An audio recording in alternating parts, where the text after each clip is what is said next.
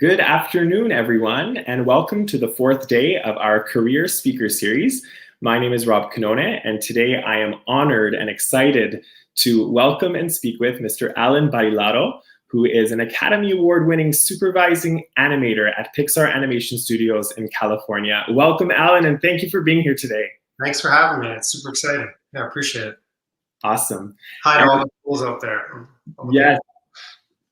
So Alan is a YCDSB alumni from St. Brother Andre, correct? Correct.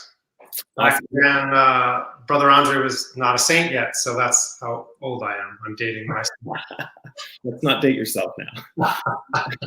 So before the conversation gets underway, we're going to start with a land acknowledgement. Schools already started their day with a prayer today, but we'll begin this conversation with a land acknowledgement. We are gathered on the ancestral lands and waters of all Indigenous peoples who have left their footprints on Mother Earth before us. We respectfully acknowledge those who have walked on it, those who walk on it now, and future generations who have yet to walk upon it. We pray to the Creator for strength and wisdom that all may continue to serve as stewards of the earth. Awesome. And prior to today, students had the opportunity to send in questions. They read your bio. They learned about all the amazing films that you worked on while at Pixar, and they have some questions for you. So we're going to put you on the spot now. Are you ready for them? Let's do it. Awesome. So the first one, as a supervising animator for Pixar Studios, describe for us a day in the life of Alan, and perhaps, if you're able, share with us what projects you're currently working on. Sure. Well, I can first say that I'm on a movie called Lightyear. That's been announced, and that's about all I can say.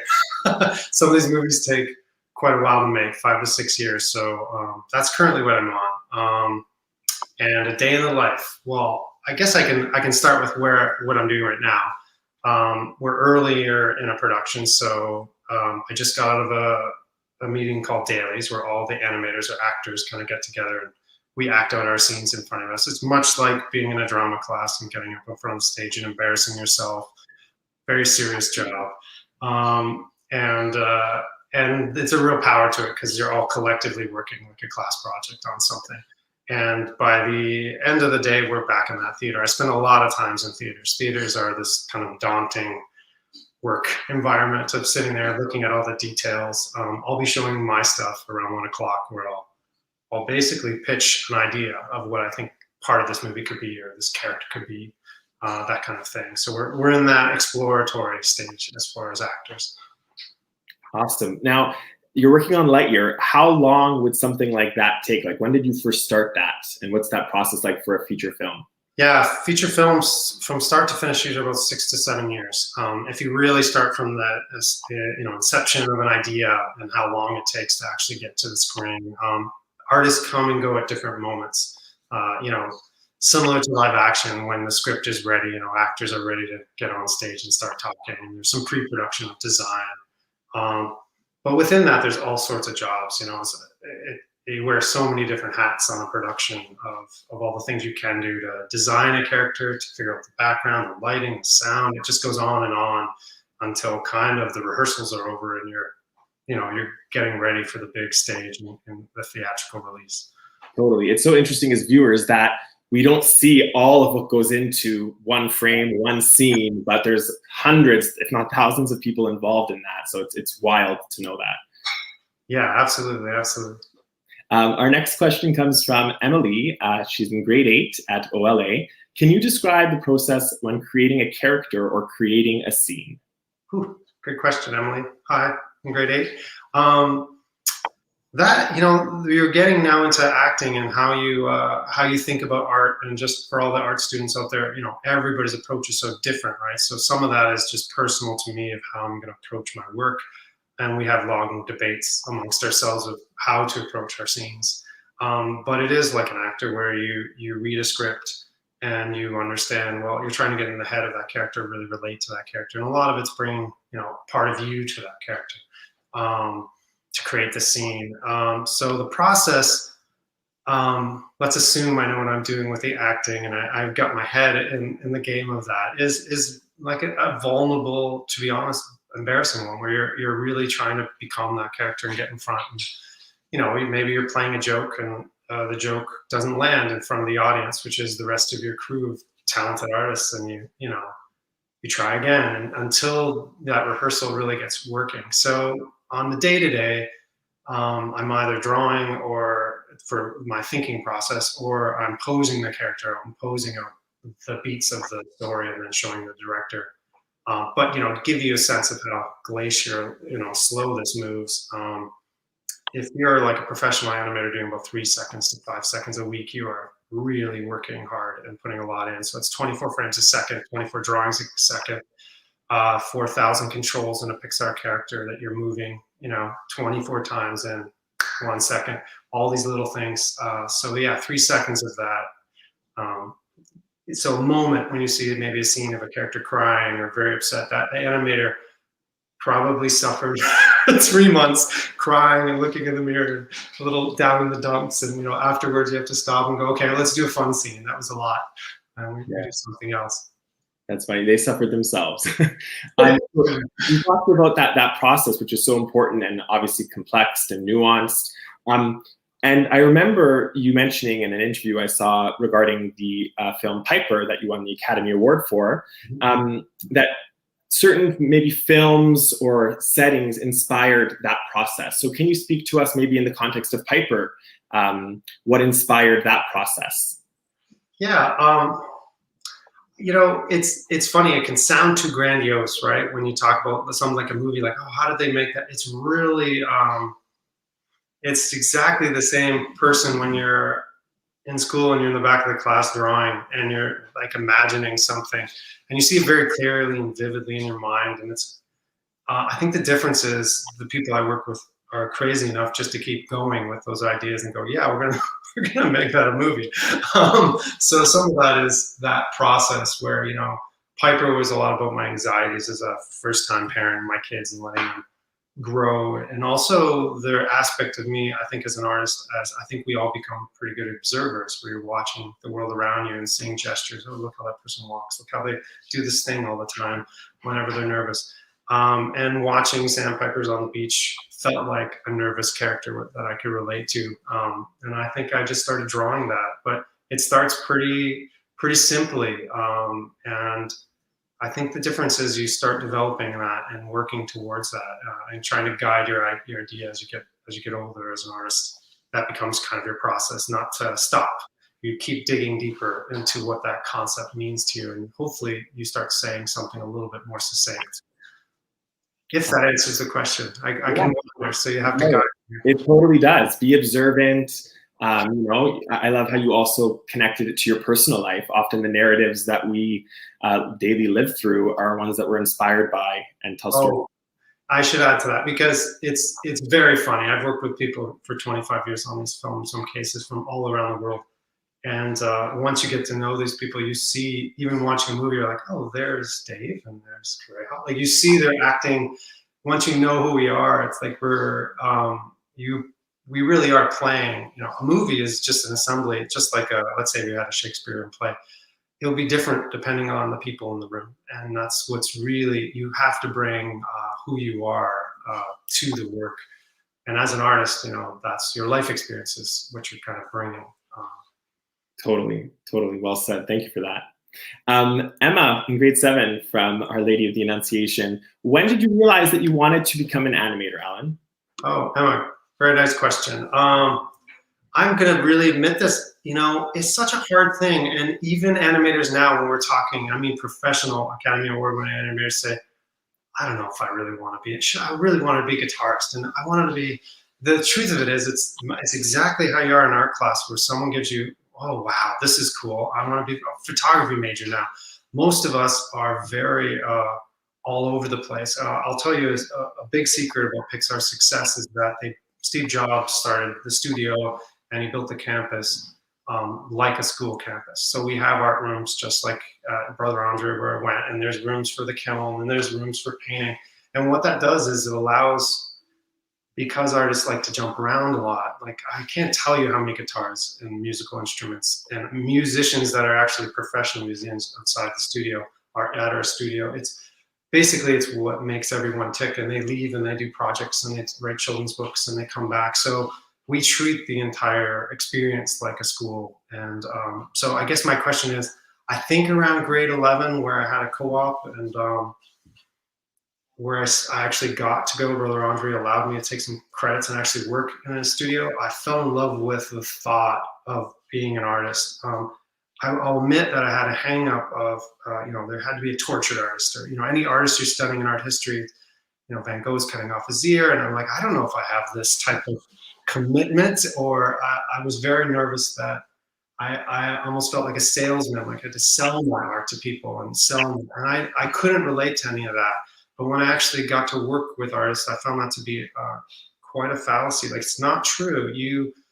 Artists that they rely on one another, they lean on each other, and it's a much more of a very tight-knit community of artists that like expressing themselves in numerous ways. So you're not, I don't even feel necessarily I'm completely an animator. I've directed, I'll stop, on my storyboard. I think as an artist, what I've noticed, and the best artists that I've been around, and been lucky to work with, is they're very curious, and they've never lost their curiosity of life, and try to put that on screen. I'll do some awful name dropping, even hanging out with Miyazaki in Japan and hearing him talk, and you see a childlike curiosity no matter what. He starts to boil up in them, and he starts drawing, and you're talking about it. So that to me is a bit of the through line there, that a long-winded answer. As being an animator, I think I'm an animator now. I'm always insecure about it. Every day you're getting on stage and you're being vulnerable enough to try it, right? So that's part of it. It's part of art, is kind of being willing to try that stuff and take a risk. I love that response. Honestly, you even shared with us a bit about where you work and how there's a sense of collaboration with the people you work with. And you certainly are a man of many hats. And something that we strive to constantly tell our students is to always be curious, always question, and as you've demonstrated, be open-minded to perhaps people that you can collaborate with or new things that you can learn about. So amazing. Thank you, Alan. Michelle from grade 10 at St. Brother Andre asked, what type of post-secondary education did you need to become an animator? So if you can speak to also a bit of the co-op that you mentioned, and then what you did beyond that, that would be great. Sure. Well, this co-op was amazing. I'll say the fact that in the art school at Brother Andre, you're very lucky. I mean, really, you're Canadians are there's a lot of Canadians in Hollywood. I'll just say that, and there's a wonderful, until you leave, you don't realize how much arts are supported here.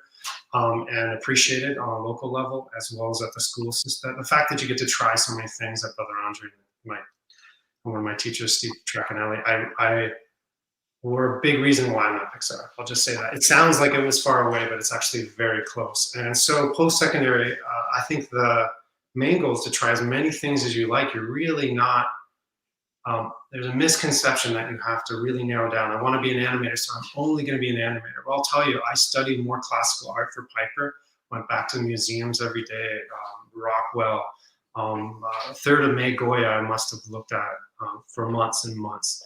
And I'll try not to make this long-winded, but I'll go back to painting. Remind me to go back to painting and why I look at that.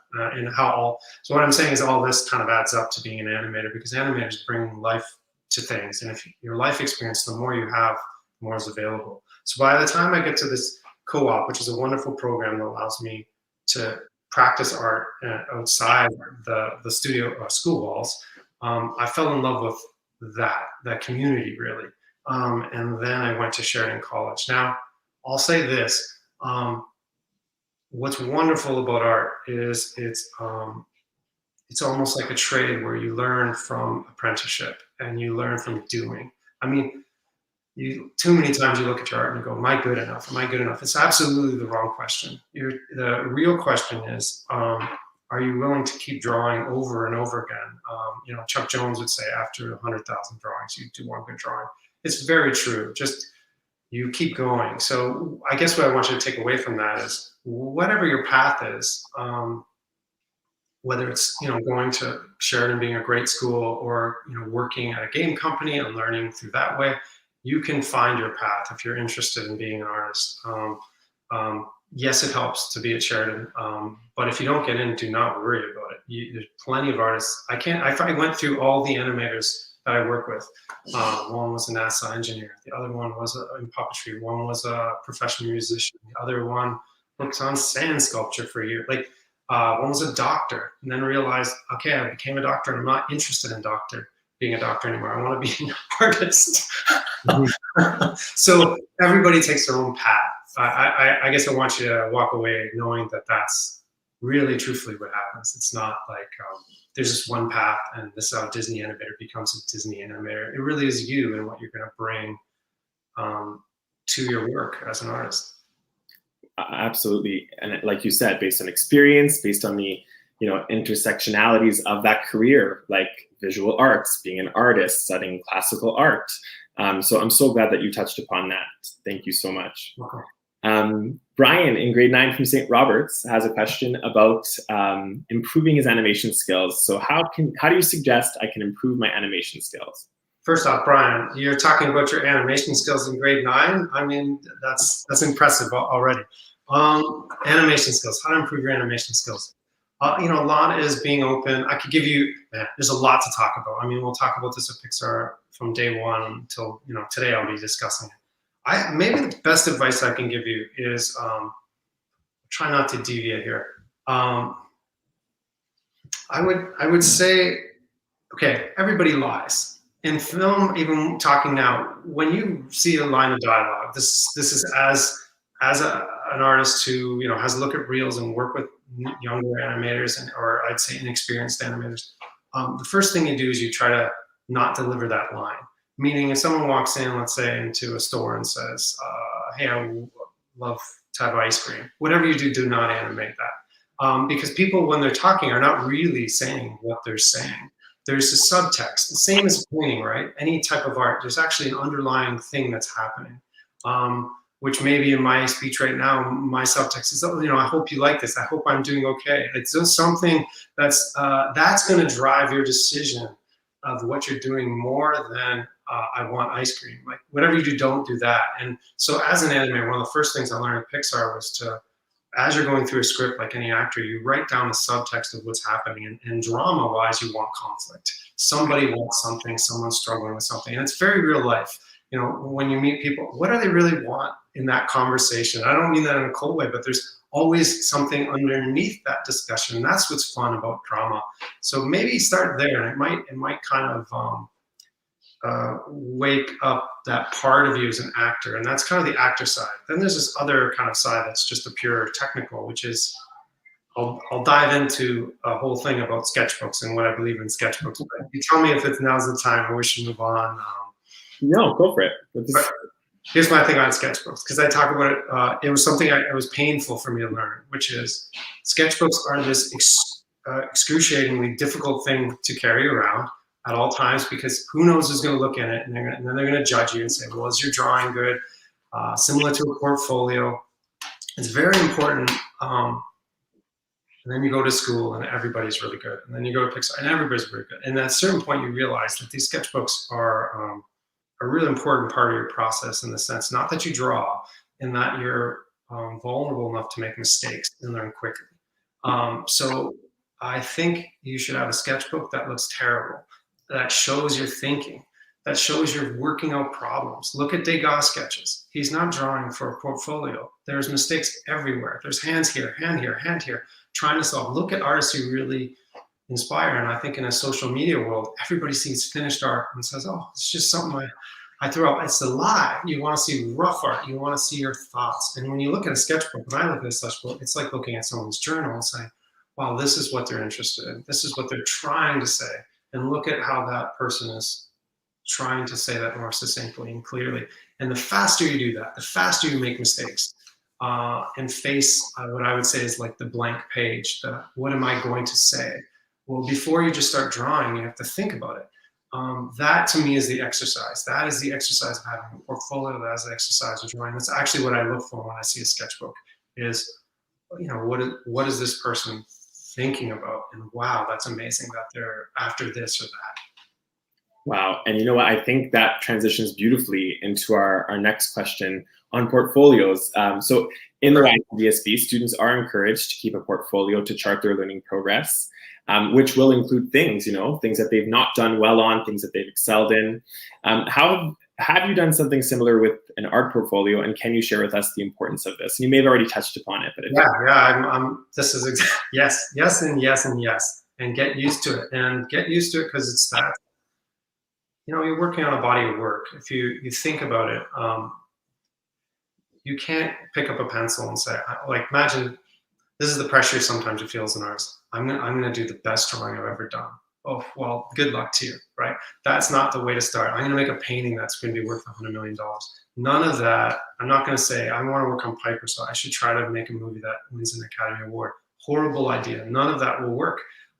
What a portfolio does, and what this does, is that's your resume, and there's that side of it that's showing people who you are. But remember, that's what it is. That what you're really doing is trying to understand what you are, what you want to say. Yes, there's part of this that's the technical aspect, but don't follow suit with whatever portfolio looks like. It's a guideline.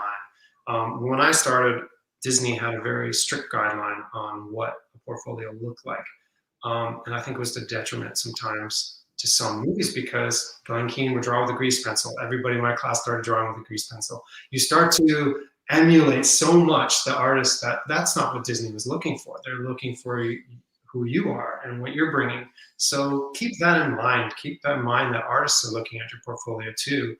They know the difference between, I'll tell you what, if in your portfolio you had a torso that was well painted, and then another page you had a maybe awkward gesture drawing that had the arms and the head, I know which one's harder. And the fact that you're brave enough to tackle that full body gesture, hands, who's going to draw hands? If you draw a torso, you're kind of safe. It could be shifted a little different, we can't tell. But we know that this can be very difficult to draw, or the feet of a character. Be brave enough to try it. That, to me, will say a lot. Well said. And this is something we drive home with our students, have a strong understanding of who you are and let that show through your portfolio, despite what expectations or things that we might be striving to adhere to right away.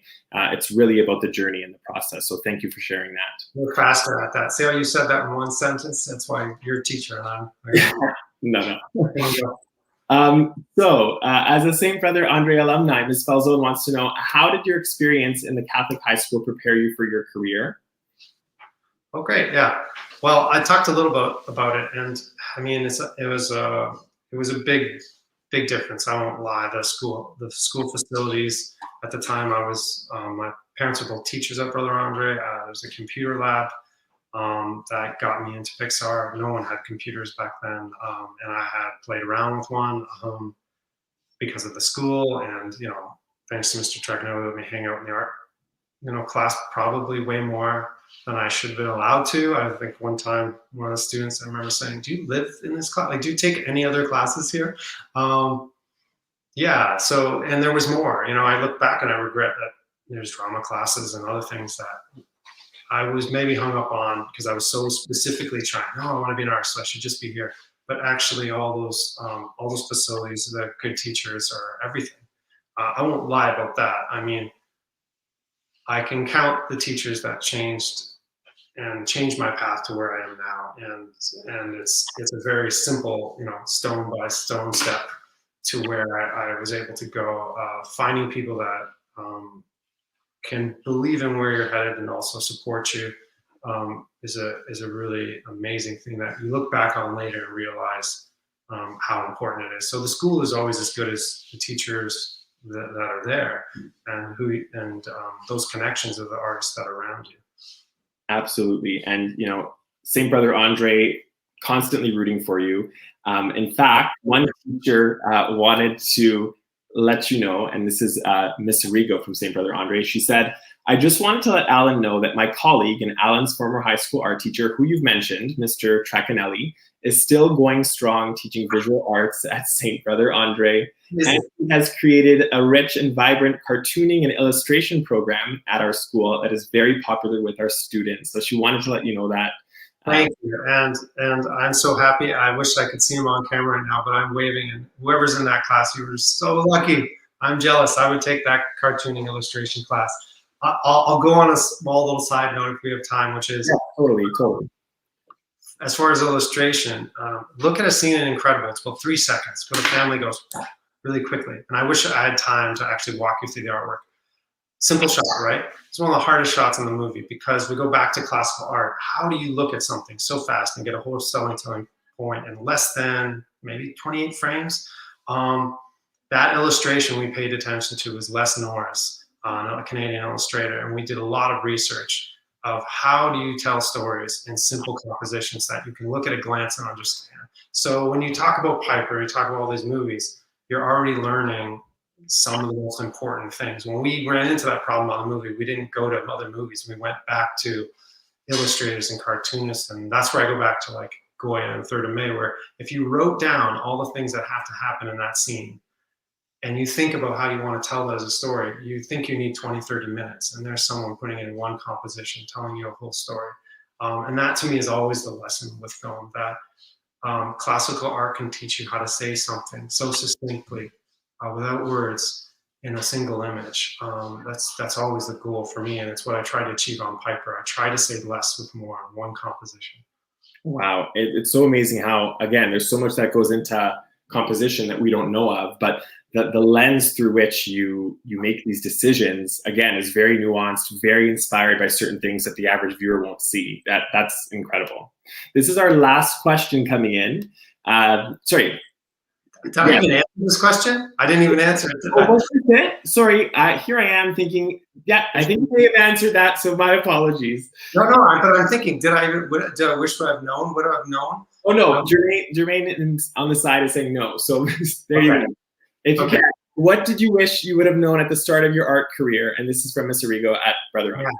Yeah. I think I wish I was a little, I wish I would have known to take more risks and be a little bit more vulnerable. And also, and what I mean by that is, I want to be an animator, but I was too scared to go into drama class to do an acting. Or, I thought, well, I'm not great at math, maybe I won't focus on that. What's the first thing that happened at Pixar? There's software engineers all around me, and whoever was good at math was a better artist. So I think I would have been more accepting of how all these topics really shape who you are and are very helpful, like immediately when you move on with your career. I think that's where it would land for me. I love how you touched upon that because there's a push for curriculum integration with STEM and STREAM, and the arts often gets overlooked in that, right? So if you can quickly speak, I know we are over time, but it's valuable to know that how the intersection of these subjects and the value in exploring them further. If you can speak to that.